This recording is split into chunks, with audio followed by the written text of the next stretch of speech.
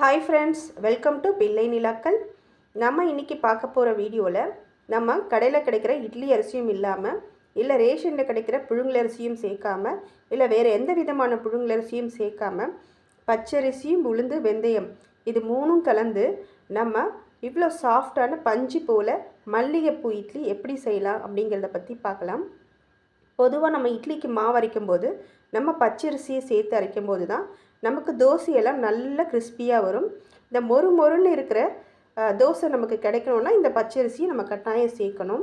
ஆனால் இந்த பச்சரிசி மொறுப்பை மட்டும்தான் தருமா அப்படின்னா எப்படி இவ்வளோ சாஃப்டான இட்லி இதில் தயாரிக்க முடியும் அப்படிங்கிறத நம்ம இந்த வீடியோவில் பார்க்கலாம். வாங்க வீடியோக்குள்ளே போகலாம். இப்போ நம்ம அரிசியை அளந்து எடுத்துக்கலாம். இப்போ ஒரு பாத்திரத்தில் நான் ஒரு 4 டம்ளர் அரிசி சேர்த்துக்கிறேன். இது வந்து கடையில் வாங்கின பச்சரிசியோ இல்லை பொன்னி அரிசியோ இல்லை மாவு பச்சரிசியோ இது மாதிரி எதுவுமே கிடையாதுங்க. நமக்கு ரேஷனில் கிடைக்கிற பச்சரிசி தான். இப்போ இது நான் 4 டம்ளர் அரிசி சேர்த்துக்கிறேன். பாருங்கள், இது நீங்கள் தலையை தட்டி எடுத்துக்கலாம், இல்லை கோபுரமாக எடுத்துக்கலாம். ஆனால் எப்படி எடுக்கிறீங்களோ அதே அளவு உளுந்து எடுத்துக்கோங்க. இப்போ அதே அளவுக்கு அதே டம்ளரில் நான் 1 டம்ளர் உளுந்து எடுத்துக்கிறேன். இந்த 1 டம்ளர் உளுந்தில் நான் 1 ஸ்பூன் வெந்தயம் சேர்த்துக்கிறேன்.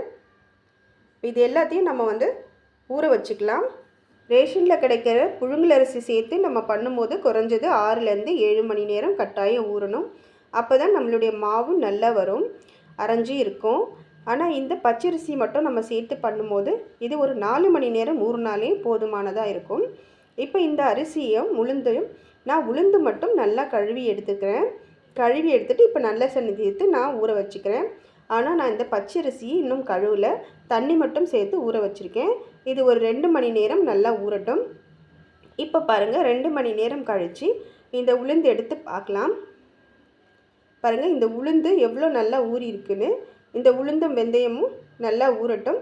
இப்போ இதை வந்து நான் அப்படியே எடுத்து ஃப்ரிட்ஜில் வச்சுக்க போகிறேன். நீங்கள் ஃப்ரிட்ஜில் தண்ணி வச்சுட்டு அந்த தண்ணியை ஊற்றியும் நம்ம மாவு அரைச்சோன்னா கிரைண்டரும் சூடாகாமல் இருக்கும், நம்ம மாவும் சூடு இல்லாமல். நம்ம பொதுவாக அரைக்கும் போதே நம்ம மாவெல்லாம் வந்து சூடாக இருக்க மாதிரி இருக்கும். மிக்ஸி கிரைண்டரில் சேர்த்து அரைக்கும்போது அது மாதிரி இல்லாமல் இருக்கிறதுக்கு நம்ம ஃப்ரிட்ஜில் தண்ணி வச்சு நம்ம அரைச்சிக்கலாம். இப்போ இந்த 2 மணி நேரம் ஊறின இந்த பச்சரிசியில் இப்போ நான் கல்லுப்பு சேர்த்து நல்லா கழுவி எடுத்துக்கிறேன். இந்த மாதிரி நம்ம கல்லுப்பு சேர்த்து கழுவும் போது அதில் இருக்கிற வாசனை, அதில் இருக்க பிசு தன்மை இது எல்லாமே போயிடும். அதுவும் இல்லாமல் நம்ம ஏற்கனவே 2 மணி நேரம் ஊற வச்ச அரிசியை இந்த மாதிரி நம்ம சேர்த்து கழுவும் போது இன்னும் நல்லாவே அதில் இருக்க அழுக்கு எல்லாமே போயிடும், நல்ல வெள்ளையாயிரும். பாருங்கள் நம்ம அரிசி எவ்வளோ வெள்ளையாக இருக்குன்னு. இப்போ இதில் நான் நல்ல தண்ணி ஊற்றி நல்லா ஊற வச்சுக்கிறேன். இப்போ இது ஒரு 2 மணி நேரம் ஊறட்டும். நம்ம ஊற வச்சுருக்கிற இந்த உளுந்து எடுத்து நம்ம வந்து ஃப்ரிட்ஜில் வச்சிடலாம். ஃப்ரிட்ஜில் வச்சுட்டு இன்னும் ஒரு 2 மணி நேரம் கழித்து நம்ம எடுத்து மாவு அரைக்கும் போது பார்க்கலாம்.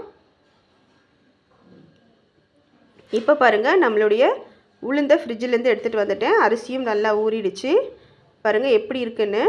இப்போ இதை நம்ம நேராக கிரைண்டரில் சேர்த்து அரைக்காமல் நம்ம இந்த மாதிரி ஒரு மிக்ஸி ஜாரில் சேர்த்து நம்ம கொஞ்சம் கொஞ்சமாக போட்டு அரைச்சி எடுத்துக்கலாம். மிக்ஸிலையும் மொத்தமாக போடாமல் கொஞ்சமாக போட்டு அரைச்சிட்டு தேவையான அளவு தண்ணி ஊற்றி அரைச்சி எடுத்துகிட்டு வந்துடலாம்.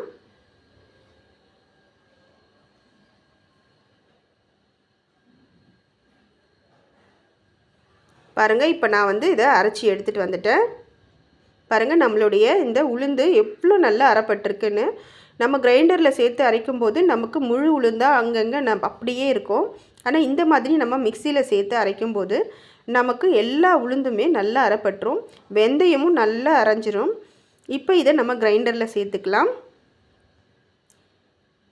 இதே மாதிரி மீதி இருக்கிற அந்த உளுந்தையும் போட்டு அரைச்சி எடுத்துகிட்டு வந்து நம்ம இதை கிரைண்டரில் சேர்த்துடலாம். இப்போ பாருங்கள், நான் உளுந்து அரைச்சி இதில் மொத்தமாக சேர்த்துட்டேன். நல்லா வந்து அரைஞ்சிட்ருக்கு. இப்போ எவ்வளோ இருக்குது பாருங்கள் உளுந்து. இன்னும் கொஞ்சம் நேரம் கழித்து இந்த அரைஞ்ச உளுந்தை காட்டுறேன். அப்போ எவ்வளோ உபரியாக வந்திருக்கு பாருங்கள்.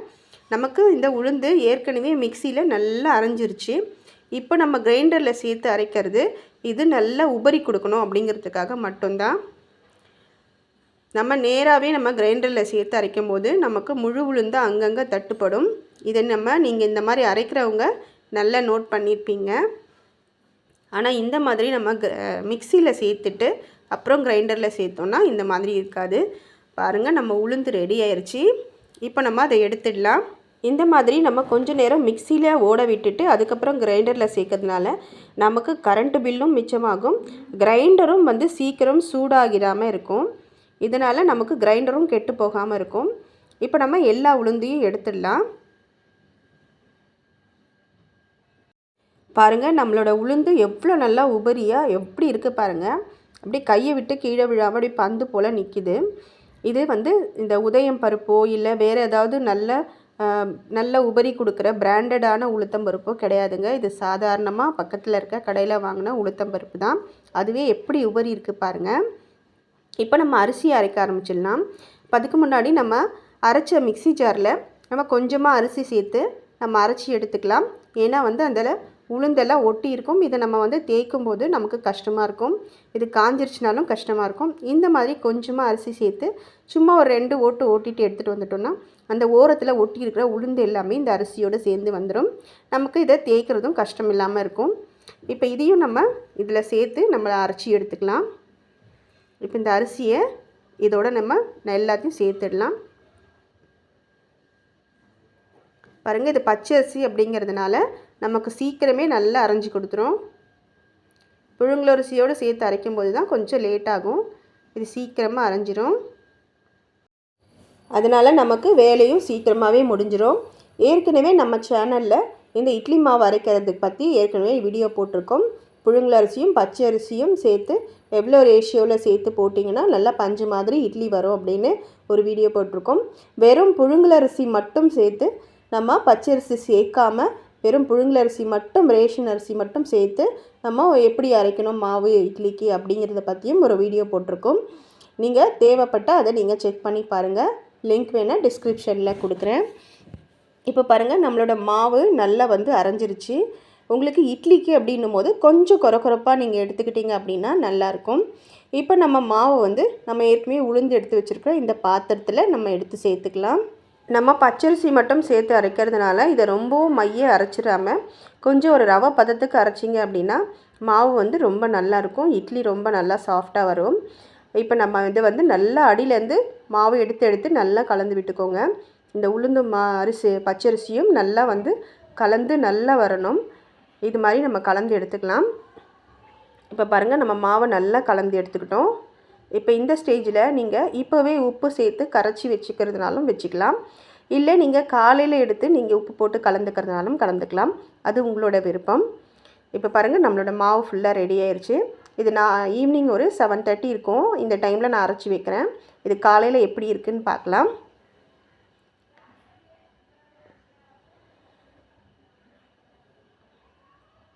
இப்போ இதை நம்ம மூடி போட்டு மூடி வச்சிடலாம்.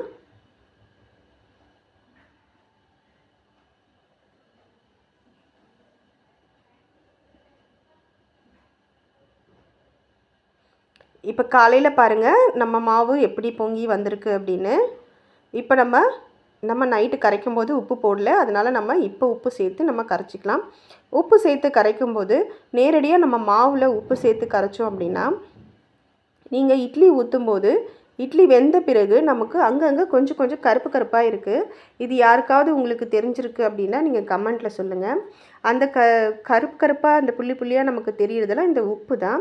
அது நம்ம எடுத்துட்டு நீங்கள் ஸ்மெல் பண்ணி பார்த்தீங்கன்னா அது ஒரு மாதிரி இரும்பு ஸ்மெல் வருது. அதுக்கு காரணம் இந்த உப்பு தான். அதனால நம்ம இதை என்ன பண்ணிக்கலாம், அப்படியே நேரடியாக நம்ம மாவில் சேர்க்காமல் இப்படி நம்ம தண்ணியில் கரைச்சிட்டு நம்ம வந்து மாவில் சேர்த்து நல்லா கரைச்சி எடுத்துக்கலாம். அது மாதிரி நம்ம இட்லியில் கருப்பாக இருக்கிறது இந்த உப்பு தான் அப்படிங்கிறத நீங்கள் யாராவது நோட்டீஸ் பண்ணியிருந்தீங்கன்னா கட்டாயம் இதை நீங்கள் கமெண்ட்டில் ஷேர் பண்ணுங்கள். மற்றவங்களுக்கு யூஸ்ஃபுல்லாக இருக்கும்.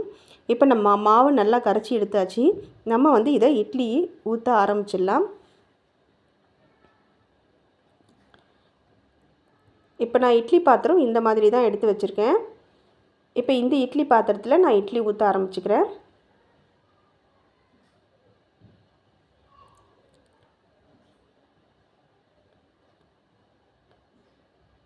இப்போ இது இட்லி ஊற்றுறதுக்கு முன்னாடி நம்ம இட்லி பாத்திரத்தில் அடியில் தேவையான அளவுக்கு தண்ணி ஊற்றிட்டு அடுப்பில் வச்சுட்டு நம்ம சூடு பண்ணிக்கலாம்.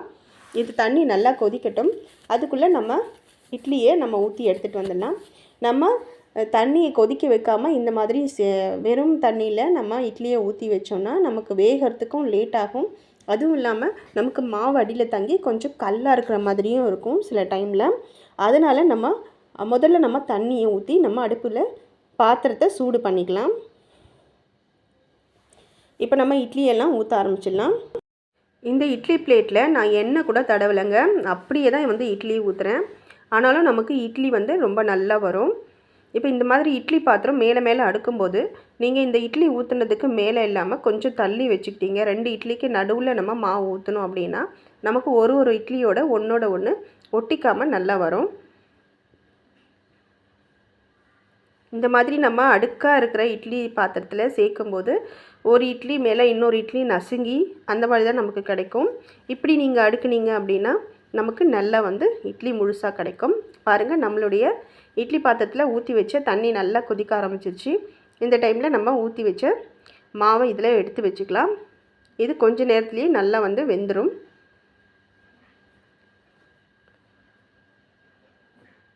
பாருங்கள், நம்மளோட இட்லி நல்லா ரெடி ஆயிடுச்சு, வெந்துருச்சு. எவ்வளோ நல்லா பபிள்ஸ்லாம் தெரியுது பாருங்கள் உங்களுக்கு, அந்த ஓட்டையெல்லாம். இங்கே பாருங்கள், கையில் ஒட்டவே இல்லை. லேசாக தண்ணி தெளிச்சுட்டு இந்த மாதிரி நீங்கள் கை வச்சு பார்த்தீங்க அப்படின்னா இட்லி ஒட்டாமல் வரும். இப்போ இதை நம்ம இட்லியெல்லாம் எடுத்துக்கலாம். பாருங்கள், எல்லா இட்லியும் நான் எடுத்துட்டேன். இந்த இட்லிலாம் பாருங்கள் எவ்வளோ சாஃப்டாக இருக்குன்னு. பச்சரிசி மட்டும் சேர்த்து தான் இந்த இட்லி செஞ்சீங்க அப்படின்னா யாருமே நம்ப மாட்டாங்க. அந்த அளவுக்கு சாஃப்டாக இருக்குது பாருங்கள். வெள்ளையாக பஞ்சு மாதிரி மெத்துன்னு மல்லிகைப்பூ மாதிரி எப்படி குண்டு குண்டான இட்லி நல்லா கிடச்சிருக்கு பாருங்கள். இப்போ இதை நான் தட்டையான பிளேட்டில் ஊற்றிருக்கிறதுனால இந்த அளவுக்கு தான் குண்டாக இருக்குது. நீங்கள் இன்னும் இந்த அலுமினியம் பாத்திரத்தில் குண்டாக இருக்கிற இட்லி பாத்திரத்தில் ஊற்றுனீங்க அப்படின்னா இன்னும் நமக்கு நல்ல குண்டாக வருங்க இட்லி. ரொம்பவும் நல்லா இருக்குது பாருங்கள். இதே மாதிரி நீங்களும் உங்கள் வீட்டில் நான் சொன்ன அளவுகளில் நான் சொன்ன மெத்தடில் நீங்களும் இந்த மாவை அரைச்சி பாருங்கள். எப்படி இட்லி வந்ததுன்னு கமெண்ட்டில் சொல்லுங்கள். இந்த வீடியோ உங்களுக்கு பிடிச்சிருக்கோன்னு நினைக்கிறேன். பிடிச்சிருந்ததுன்னா ஒரு லைக் கொடுக்க மறந்துடாதீங்க. உங்கள் ஃப்ரெண்ட்ஸ் அண்ட் ஃபேமிலியோடு ஷேர் பண்ணுங்கள். எங்கள் சேனலை சப்ஸ்கிரைப் பண்ணுங்கள், கமெண்ட் பண்ணுங்கள், பெல் பட்டனை கிளிக் பண்ணிக்கோங்க. கூடவே அந்த ஆல்ங்கிற ஆப்ஷனையும் கிளிக் பண்ணிக்கோங்க. இப்போ பாருங்கள், நான் இந்த இட்லியை இன்றைக்கி கடலை குழம்பு, கத்திரிக்காய் போட்டு கடலை குழம்பு வச்சுருக்கேன்.